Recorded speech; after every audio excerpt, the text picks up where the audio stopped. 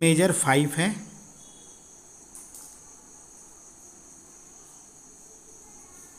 जिसका नाम है ऑर्डिनरी डिफरेंशियल इक्वेशन।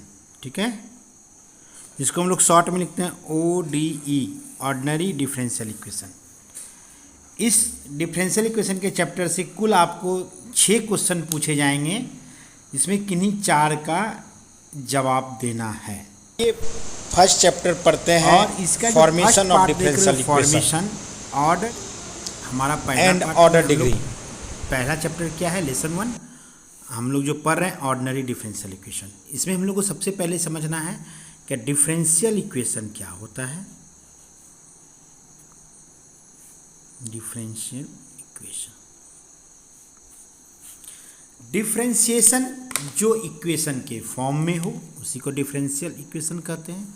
जैसे सपोज डेट करो dy/dx, ठीक है, plus 3y equal to e⁵x। Differentiation है, इक्वेशन के फॉर्म में है। एग्जाम दूसरा d2y/dx² plus 5dy/dx equal to x², etc। क्या हुआ, डिफरेंशिएशन जो इक्वेशन के फॉर्म में हो,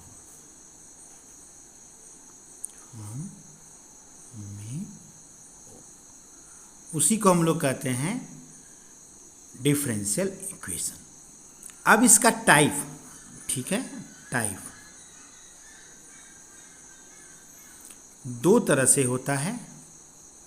पहला होता है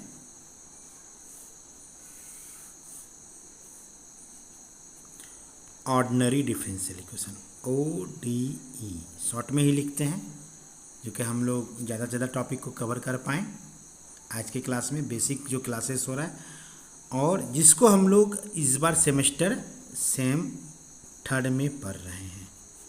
दूसरा है पार्शियल डिफरेंशियल इक्वेशन, जो सेम 4 में हम लोग पढ़ेंगे। ठीक है, ordinary differential equation semester 3rd में पढ़ रहे हैं, पार्शियल डिफरेंशियल इक्वेशन सेमेस्टर 4 में पढ़ रहे हैं। उसके बाद ऑर्डिनरी डिफरेंशियल इक्वेशन में क्या होता है, dy/dx के फॉर्म में इक्वेशन रहता है।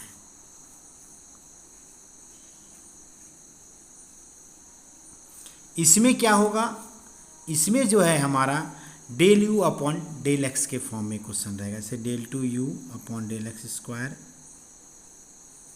प्लस 3 ∂2u/∂y² इक्वल टू 5, इस तरह करके। दूसरा, इसको जो हम लोग लिखने का दूसरा फॉर्मेशन होता है PQRST।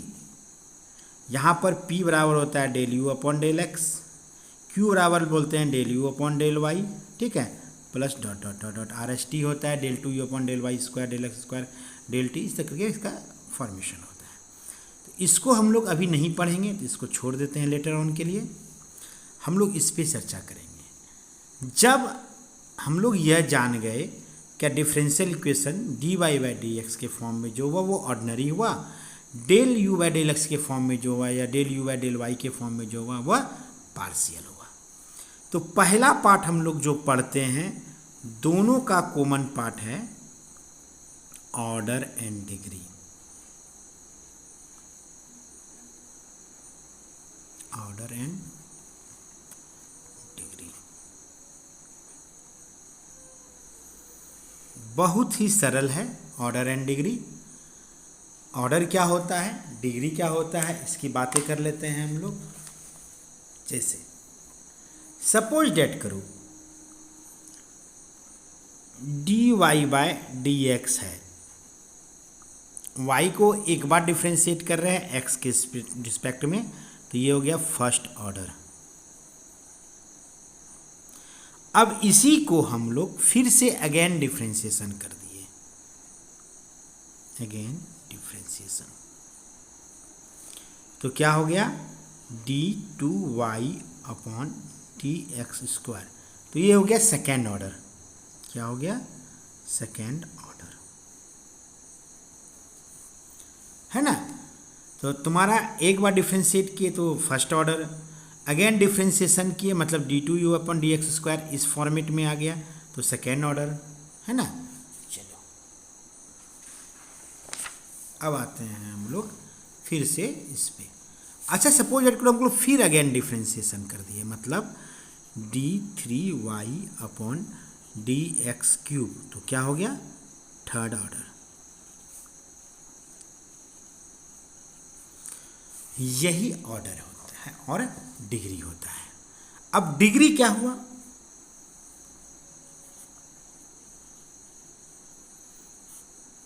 डिग्री क्या हुआ सर, dy/dx पर यदि ये होल पर पावर यदि 1 है तो इसको हम लोग कहेंगे फर्स्ट डिग्री, dy/dx पर स्क्वायर पावर 3 है तो थर्ड डिग्री, मतलब डिग्री इक्वल टू 3, ठीक है, ये भी कर सकते हैं। अब यह मायने नहीं रखता है कि ये dy/dx है, यह तुम्हारा d2y/dx² है, इस पर भी हमारा क्यूब है तो इसको भी हम लोग डिग्री क्या कहेंगे, 3 ही कहेंगे, ठीक है। मतलब यहाँ पर हम लोग को साफ साफ समझ में ये आ रहा है कि dy/dx या d2y/dx इस पर जो होल पावर है इसको हम लोग डिग्री कहते हैं। क्या ये निष्कर्ष निकला? तो यहाँ पर हम लोग रिमार्क देते हैं, REMARKS। आज का क्लास जो नहीं अटेंड किया होगा बहुत पछताएगा। क्या हुआ तो इसका मतलब सर d2y, मतलब यहाँ dn कर देते हैं, dny/dx पे पावर n, ये जो है n यह नोटेट करता है किसको, ऑर्डर को, और यहाँ पे जो पावर p है ये नोटेट करता है डिग्री को। अब हमको लगता है ऑर्डर एंड डिग्री बहुत बढ़िया से तुम लोग समझ गए होंगे। अब यहाँ पर सवाल आता है क्या सर डिफरेंशियल इक्वेशन, एग्जाम्पल में चलते हैं हम लोग। डिफरेंशियल इक्वेशन में ऑर्डर डिग्री क्या होगा, तो पहले एग्जाम्पल ही लिखते हैं, ठीक है, उसके बाद हम लोग इसका थ्योरी समझ लिखेंगे। तो जैसे सवाल है d3y/, अब देखो यहाँ पर ये थोड़ा सा गड़बड़ा गया, अच्छा कोई बात नहीं।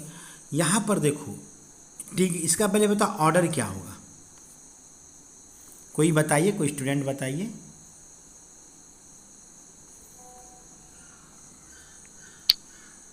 सर 3 होगा।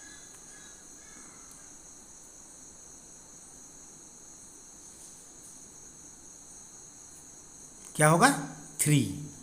चलो very good, thank you. Degree क्या होगा, कोई और बच्चे बताओ। 1 सर। Very good. अब आया यहाँ पे सवाल कि डिफरेंशियल इक्वेशन में ऑर्डर डिग्री का रूल जो है वह यह है, क्वेश्चन में चेक करेंगे मैक्सिमम डिग्री ऑर्डर किसका है, जिसका मैक्सिमम ऑर्डर है उसी का पावर हम लोग चेक करेंगे।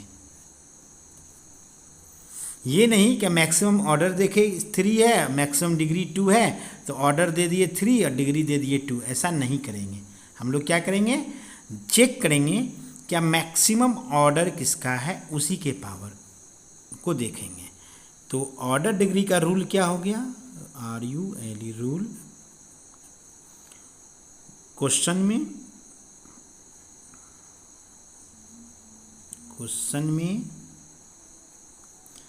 मैक्सिमम ऑर्डर को देखेंगे। हम हिंदी में जान के लिख रहे हैं क्या एक ही नज़र में आपको देख समझ में आ जाए, जब भी रिवीजन करो। क्वेश्चन में मैक्सिमम ऑर्डर को देखेंगे और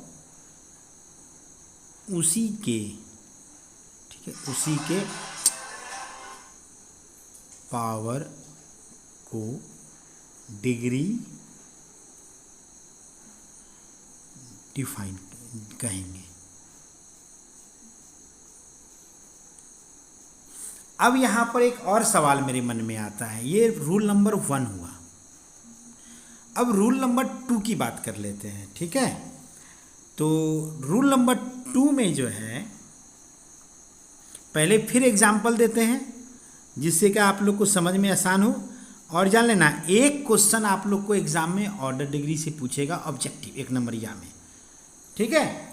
और 2 क्वेश्चन पूछेगा जिसमें हमको लगता है 5 नंबरिया वाला में 2 क्वेश्चन में से जो है फॉर्मेशन ही पूछेगा, एक क्वेश्चन। और एक क्वेश्चन जो है तुम लोग को हमको लगता है PQ वाला जो D वाला चैप्टर है इसका, उससे पूछेगा, या IP वाला चैप्टर से पूछेगा, वो सब ठीक है। वो सब आगे जाओगे तो सब समझ में आएगा, जो हम उम्मीद कर रहे हैं। तो चलिए अब हम लोग एग्जाम्पल नंबर 2 लेते हैं। यहाँ जो क्वेश्चन दिया है एग्जाम्पल नंबर 2 में, वो कह रहा है d2y/dx² पे स्क्वायर प्लस साइन dy/dx = 0। तो अब तुम लोग बाय द रूल हमको यह बताओ, क्या इसका ऑर्डर कितना होगा और डिग्री कितना होगा? Order 2 sir. Very good, order 2। Degree कोई लड़की Not भी बताइए, defined। लड़की लोग कुछ नहीं बोल रहे हो, कोई लड़की बताइए। ऑर्डर डिग्री कितना होगा? ऑर्डर तो 2 हम जान गए, dy/dx मैक्सिमम। ऑर्डर चेक करेंगे, मैक्सिमम बार डिफ्रेंशिएशन कौन सा हुआ है वही उसका ऑर्डर होगा, और उसी के पावर को हम लोग डिग्री कहते हैं ना। कोई बताइए डिग्री कितना होगा? नॉट डिफाइंड हो जाएगा सर इसमें। नहीं तुम गलत बोल रहे हो, कोई लड़की बोलो। 2 होगा सर। Very good. हम सिर्फ सुनना चाह रहे थे कि आप लोग क्लास में ध्यान दे रहे हो क्या नहीं। नॉट डिफाइंड डिग्री को तभी कहेंगे जब देखो यहाँ पे देखो साइन के साथ थीटा के प्लेस पे डिफ्रेंशिएशन है, मतलब जहाँ पर हमारा इंडिपेंडेंट फॉर्म x रहना था वहाँ पर हमारा डिपेंडेंट फॉर्म वेरिएबल के प्लेस पर है। इसका मतलब यह हुआ कि हम लोग इससे जो है मैक्सिमम डिग्री का मतलब क्या होता है, पॉलिनोमियल में चेंज करना। अब पॉलिनोमियल में इसको चेंज करेंगे ax² + bx + c, या जो फॉर्मूला हम लोग पढ़े थे क्वाड्रेटिक में, उसी प्रकार से यदि मानते हैं स्क्वायर देख के, तो हमारा ये चीज़ तो चेंज नहीं हो पा रहा है। इसीलिए हम लोग क्या होगा, यहाँ पर जहाँ पर भी e पे पावर x होता है, ठीक है, वहाँ पे e पे पावर dy/dx देख लो। log x होता है, log के स्थान log dy/dx देख लेना। sin cos tan, वहाँ पर यदि dy/dx है तो वहाँ पे सीधे डिग्री नॉट डिफाइंड कर देना, ठीक है। क्योंकि बिकॉज इक्वेशन जो है कैन नॉट बी एक्सप्रेस्ड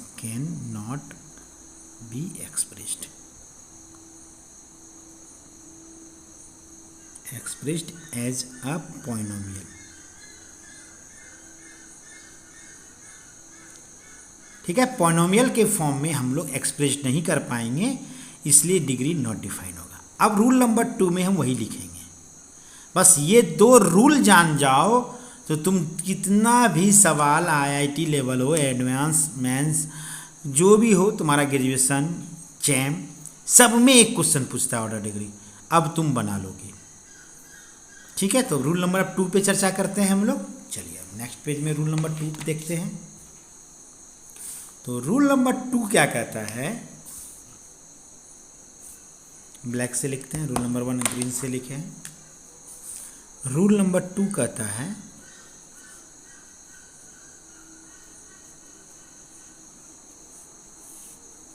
क्या किए देखे थे हम लोग, यदि डायरेक्ट एग्जाम्पल से समझाते हैं, sine dy/dx comma cos dy/dx comma tan dy/dx comma e पे power dy/dx comma log dy/dx etc, ठीक है। प्लेस हाँ, एक्स के प्लेस पर dy बाई डी एक्स रहे तो डिग्री को पोनोमियल POLYNOMIAL पोनोमियल के फॉर्म में एक्सप्रेस नहीं कर पाएंगे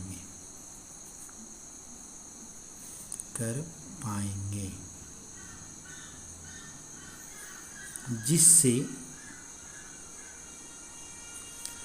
डिग्री डिफाइन नहीं होगा।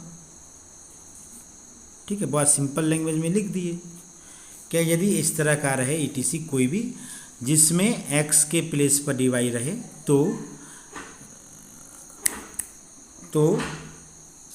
डिग्री को पॉलिनोमियल के फॉर्म में एक्सप्रेस नहीं कर पाएंगे। इसके अलावा भी बहुत सारा सवाल हो सकता है जहाँ पर x के प्लेस पे तुम्हारा जो है मतलब क्या हुआ, वेरिएबल के प्लेस पे यदि तुम्हारा dy बाई डी एक्स रहे,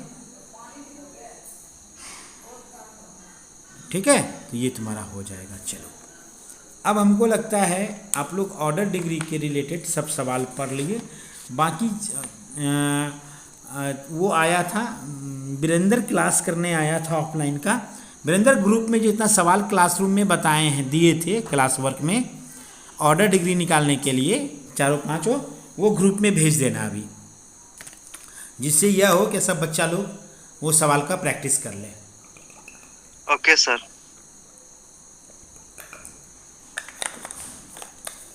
अब हम लोग आते हैं नेक्स्ट टॉपिक। आज की क्लास का नेक्स्ट टॉपिक है क्या था, चैप्टर फर्स्ट नंबर फॉर्मेशन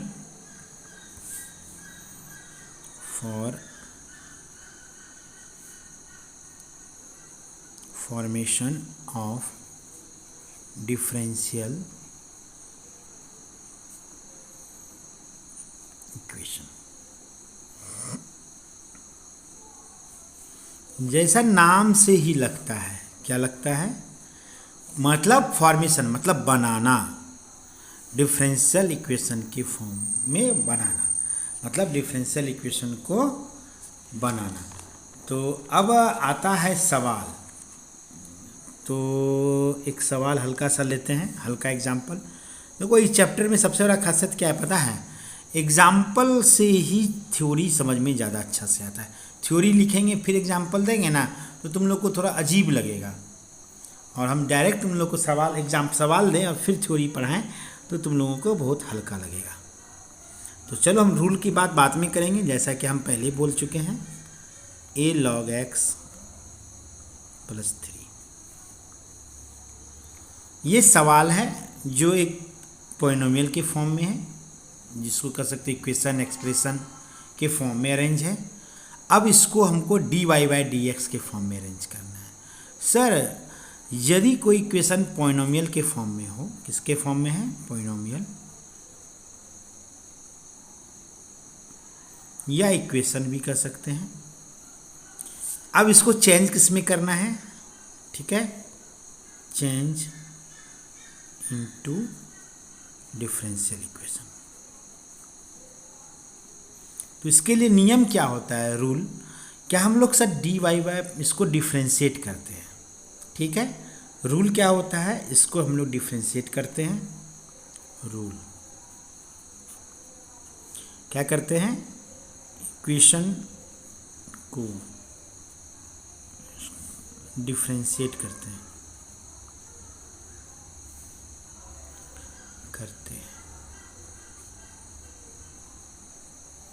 और कांस्टेंट, ये जो a है कांस्टेंट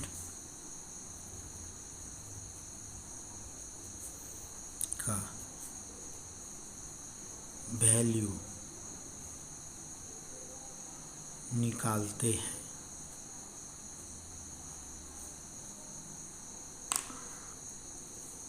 और फिर लिख देते हैं, फिर पुट कर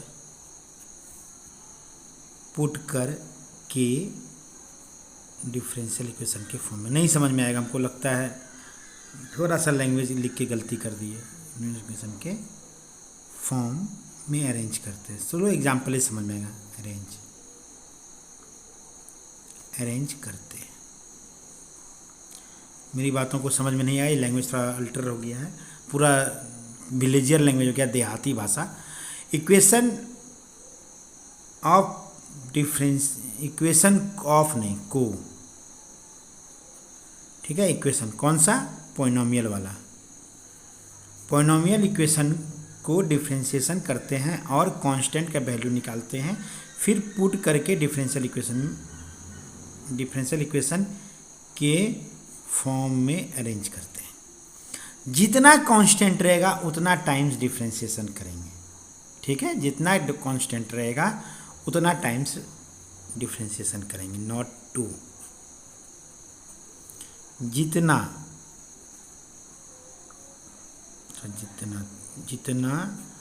कांस्टेंट, जैसे यहाँ पे ए है, यहाँ पे भी ये रहता तो एक कांस्टेंट में काउंट होगा, ठीक है। जितना कांस्टेंट रहेगा उतना ही, मतलब उसे ज़्यादा नहीं कर सकते, उतना ही टाइम्स डिफरेंशिएशन कर सकते हैं। ये रिस्ट्रिक्शन है, ध्यान रखना। उतना ही लिख दिए, इसका मतलब रिस्ट्रिक्शन हो गया, मतलब इससे ज़्यादा टाइम तुम डिफरेंशिएशन नहीं कर सकते हो। उतना ही टाइम डिफरेंशिएशन करके तुमको इक्वेशन के फॉर्म में अरेंज करना है। मतलब तुमको एक बॉडिशन दे दिया, लिमिटेशन दे दिया है कि इतना ही टाइम। अब देते हैं इस सवाल का सॉल्यूशन। क्या था मेरा इक्वेशन? गिवन इक्वेशन था तुम्हारा y equal to a log x plus 3, इसको मान लिए 1, ठीक है। अब देखो यहाँ पे एक कांस्टेंट है तो वन टाइम डिफरेंशिएशन करेंगे, तो differentiation with respect to x of equation 1, ये प्रोसेस हो गया, ठीक है। सॉल्यूशन गिवन इक्वेशन लिखेंगे, differentiation with respect to x of equation 1, ठीक है। ये ऐसे लिखते differentiation equation 1 with respect to x we get. जैसा लैंग्वेज तुमको लिखने का इच्छा हो तुम लोग अपना लिख सकते हो। तो अब देखो इसको डिफरेंशिएट करेंगे तो लेफ्ट साइड में हो जाएगा dy/dx। ए कांस्टेंट है, रह जाएगा log x का डिफरेंशिएशन 1/x और 3 का 0। इस प्रकार से सर a का मान निकल गया, क्या निकला? x into dy/dx। सर इसको हम लोग लिख सकते हैं dy/dx को y1, ये भी एक लिखने का फॉर्मेशन है। पार्शियल डिफरेंशिएशन सेमेस्टर 2 में बताए थे, और ऐसे भी तुम लोग 11th में भी पढ़े हो, 12th में पढ़े हो। a का मान निकल गया। अब a का वैल्यू को पुट करेंगे, किस में पुट करेंगे? इक्वेशन 1 में। Put in the value of a in equation 1, तो क्या हो जाएगा? y इक्वल टू a के स्थान पे हो जाएगा तुम्हारा xy1 log x प्लस 3।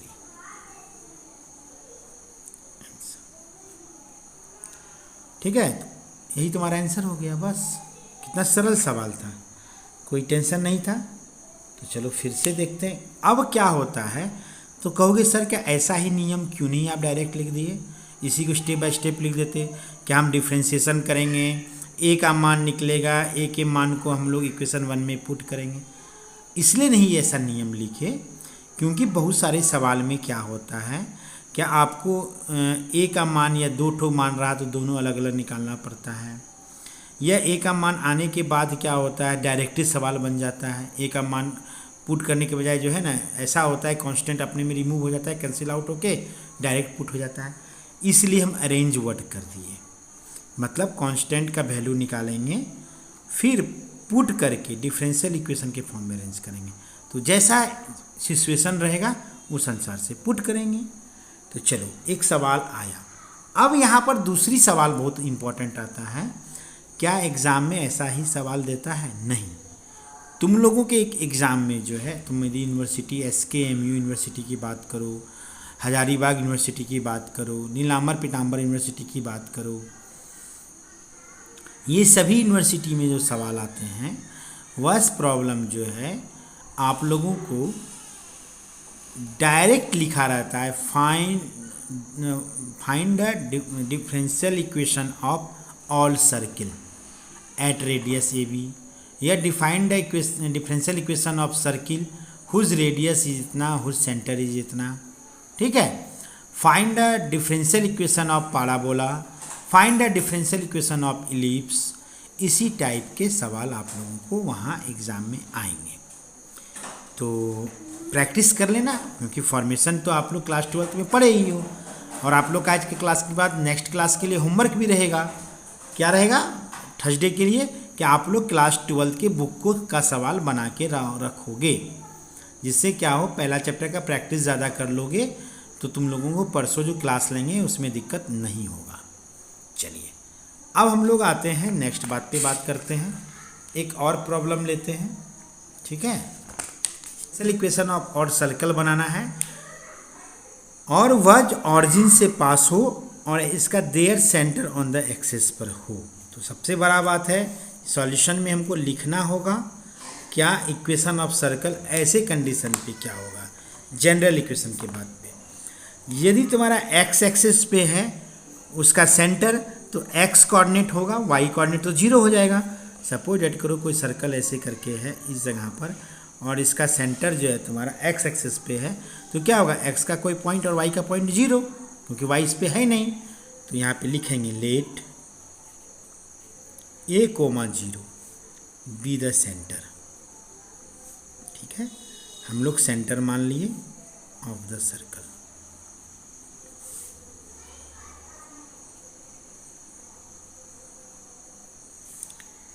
तो अब हमारा इक्वेशन ऑफ सर्कल क्या होगा, देन इक्वेशन ऑफ सर्कल।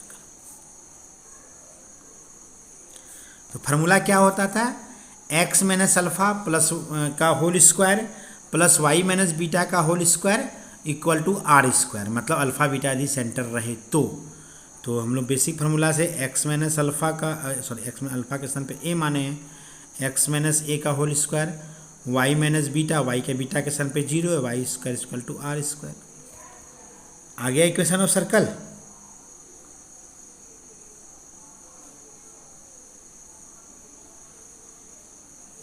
किसी को कोई दिक्कत नहीं। अब हमको इस पे r का मान निकालना है ना। तो हमारा एक और बात कर रहा है, पासिंग थ्रू द ऑरिजिन, यदि सर्कल ऑरिजिन से पास कर रहा है तो हमको r का मान निकालने के लिए क्या हो जाएगा, x0 y0 होगा ना जी।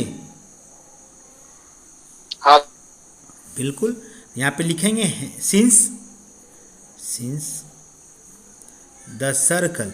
यही तरह का सवाल आपको एग्जाम में पूछेगा, सर्कल का, पैराबोला का। तो इससे क्या करना है, इससे उन लोगों का 2 चीज़ वो चेक करते हैं आप लोग का, क्या आप लोग कोऑर्डिनेट में कितने हद तक समझे थे क्लास 11th में। तो तुम लोग क्या करोगे, NCERT के 2nd नंबर चैप्टर में था सवाल, उसका आप सवाल बना लोगे, या नहीं तो RS अग्रवाल RD शर्मा का सवाल बना लोगे जो इस टाइप का था, जिसमें ये 5-6 को सवाल है इस तरह का, x इक्वल टू वाई। तो वी गेट क्या हो गया, हमको आर स्क्वायर का वैल्यू निकल गया। तो आर स्क्वायर इक्वल टू क्या हो गया, ए स्क्वायर, एक्स यहाँ पे 0 पुट किए, यहाँ पे 0 पुट किए तो ए स्क्वायर आ गया ना, x0 y0, तो आर स्क्वायर बराबर a square. Hence equation of circle तब क्या हो गया, हेंस इक्वेशन ऑफ सर्कल।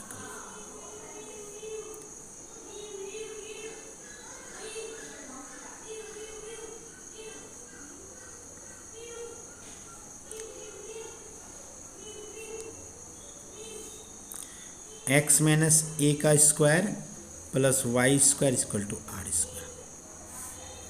कोई दिक्कत नहीं है क्या, इसको और ए स्क्वायर ना, इसको तो और छोटा कर सकते हैं। हाँ सर बिल्कुल, a माइनस बी का होल स्क्वायर को, 1 मिनट रुक जाना, a माइनस बी के होल स्क्वायर को यदि हम लोग तोड़ते हैं तो क्या हो जाएगा, x square plus a square minus 2ax plus y square equal to a square.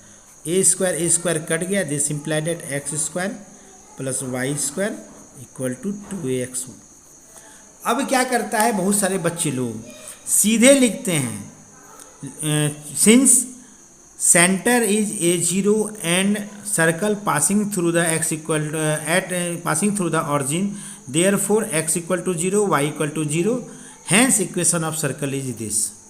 ये रॉन्ग मेथड है, डायरेक्ट तुम इसको लिखना इस तरह से जो भी हम बोले लैंग्वेज के फॉर्म में वह रॉन्ग मेथड है। आपको यदि ये क्वेश्चन दे रहा है तो क्वेश्चन देने के पीछे एग्जामिनर का एक ही मोटो है, क्या आप इक्वेशन ऑफ सर्कल यदि वह सेंटर से पास करे और उस ऑरिजिन से पास करे और उसका सेंटर कोई एक्सिस पे हो, एक्स एक्सिस पे हो या वाई एक्सिस पे हो सकता है पिछले बार एक्स एक्सिस दिया तो तभी तो वाई एक्सिस दे देगा, तो क्या हो जाएगा 0 y, सवाल सेम रहेगा। ठीक है, या कह देगा तुम्हारा सेंटर ऑरिजिन से जा रहा है सर्कल का, तब क्या हो जाएगा तुम्हारा अल्फा बीटा 0 हो जाएगा और रेडियस a हो जाएगा, जो इसका जो पॉइंट कर्व कर रहा है माना x square plus y square equal to a square. तो वो आपको ये सब सभी सवाल देने के पीछे एग्जामिनर का एक ही मोटो होता है कि आपको कोऑर्डिनेट ज्योमेट्री का भी कॉन्सेप्ट क्लियर हो, जिससे क्या आप लोग कोऑर्डिनेट ज्योमेट्री में भी पैराबोला, एलिप्स और सर्कल, यही तीन जो है parabola, hyperbola, ellipse, circle, sorry 4 गो है, ये 4 गो का जो है इक्वेशन 2-3 तरह के जो फॉर्म में आप लोग क्लास 11th में पढ़े थे, जो बुक के शुरू में फार्मूला वाला चैप्टर 5 में दिया रहता भी है, उसी से देखना है, उसी से करना है। ठीक है, अब सर इसको इक्वेशन 1 मान लेंगे। अब ये बताइए कि इसमें कांस्टेंट टर्म कितना है, 1 है। इसका मतलब कि हमको एक ही बार मैक्सिमम डिफ्रेंशिएशन कर सकते हैं और एक ही बार डिफ्रेंशिएशन करके हमको a का मान निकालना है और a के मान को इसमें पुट करना है। ठीक है, चलो तो अगेन लिखेंगे, यहाँ पे क्या लिखेंगे, differentiation TIATING differentiating equation 1 with respect to x। पिछला बार लैंग्वेज थोड़ा सा ठीक नहीं हुआ था, इसलिए लैंग्वेज को भी और अच्छा कर दिए। Differentiating equation 1 with respect to x we get, तो क्या हो जाएगा x स्क्वायर का डिफ्रेंशिएशन 2x, y का डिफ्रेंशिएशन 2y और चेन रूल के अनुसार से dy/dx। इधर 2a कांस्टेंट है तो x का डिफ्रेंशिएशन 1। अब देखो यहाँ पर से तुम्हारा 2 कॉमन लेके कैंसिल आउट हो जाएगा, तो x plus y dy/dx equal to a हो जाएगा। अब a का मान तो सर डायरेक्ट निकल गया। ठीक है, तो अब हमने क्या बोला था, क्या हम लोग अरेंज करेंगे या एलिमिनेटिंग करेंगे, तो यहाँ पर अब लिखेंगे नाउ। इस सवाल को हम जान के बताए हैं अच्छे से, क्योंकि इसी प्रोसेस को अपनाना है आप लोग को एग्ज़ाम में बनाने के लिए। नाउ फिगर साफ दिख रहा है सभी को। नाउ एलिमिनेटिंग a, इसको 2 मान लेते हैं, a फ्रॉम, देखो लैंग्वेज लिखने का तरीका देखना, from equation 1 and equation 2 we get. इसी तरह से एग्जाम में भी तुम लोग को एकदम साफ साफ बनाना है, तभी जाके 7 में 7, 8 में 8 नंबर मिलेगा। तो क्या हो जाएगा, इक्वेशन 1 एंड 2 से एलिमिनेट करना है, तो हमारा a का मान आ गया है। तो आप देखो कैसे पुट करेंगे, तो चाहे तो हम लोग डायरेक्ट भी पुट कर सकते हैं a स्क्वायर के स्थान पे ना।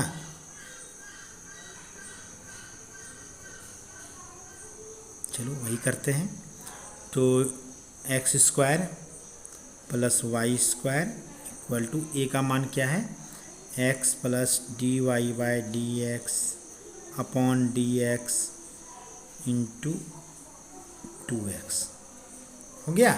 ओ सॉरी दिख नहीं रहा होगा। अब देखो ये 2x को इस पर ले आते हैं, क्या करते हैं 2x को इस पर ले आते हैं, तो क्या हो जाएगा x plus y into dy upon dx equal to x square plus y square upon 2x। एक मिनट,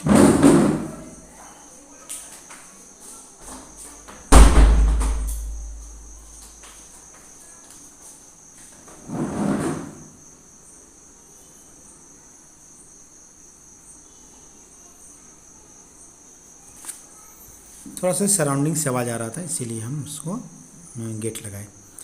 अब यहाँ तक आ गया और सल डिफरेंट, ये भी आंसर है हमारा एक तरह से। 2x को इधर पर गुना कर देंगे तो हमारा आंसर लगभग कह सकते हैं ये भी है।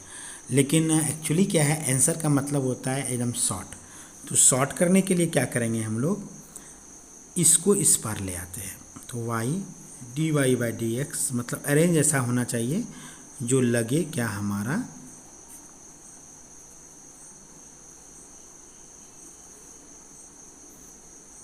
है ना, कोई दिक्कत नहीं है।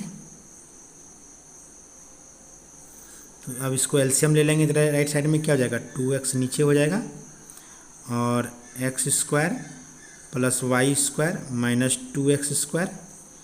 और नेक्स्ट स्टेप में आंसर आ जाएगा। इस y को भी उस पार कर दो तो dy/dx इक्वल टू हो गया y² माइनस x² घट जाएगा तो अपॉन 2xy आंसर। चलिए ठीक है, एक और सवाल आप लोग को देते हैं हम। थोड़ा सा कलर आ रहा है, अच्छा कोई बात नहीं है। एक और सवाल दे रहे हैं जो छोटा है और इम्पॉर्टेंट में से है। समय का अभाव है और 10 मिनट क्लास होगा, देखते हैं उस 10 मिनट में हम बता पाते हैं क्या नहीं। चलो रुक जाओ। तो क्वेश्चन है हमारा फ्रॉम, चलो हम सीधे क्वेश्चन लिख देते हैं, ठीक है। एलिमिनेटिंग क्या क्वेश्चन था, find differential equation. Find differential, धर पर में ही होता है, गड़बड़ हो जाता है। डिफरेंशियल इक्वेशन ऑफ किसका है, y equal to a e पे power mx plus b e पे पावर माइनस mx। ये सवाल देने के पीछे मेरा दो मोटो है। अरे फोटो साफ नहीं आ रहा है क्या, धुंधला दिख रहा है ना, थोड़ा सा ब्लर दिख रहा है। हाँ ब्लर दिख रहा है, रुको एक मिनट। इस सवाल में क्या देख रहे हैं हम लोग, दो हमारे पास क्या है, कांस्टेंट है। तो हमको 2 बार डिफरेंशिएशन करना है सॉल्यूशन के लिए, है ना। तो 2 बार डिफरेंशिएशन हम मैक्सिमम कर सकते हैं और दोनों कांस्टेंट के हेल्प से हम लोग एलिमिनेट करके इक्वेशन तैयार करेंगे। तो गिवन इक्वेशन क्या है हमारा,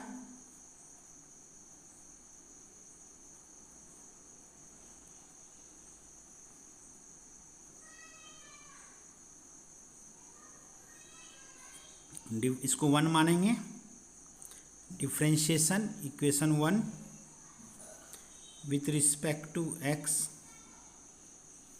वी गेट। तो क्या प्राप्त हो जाएगा हमको, dy/dx, इसको y1 भी लिख सकते हैं।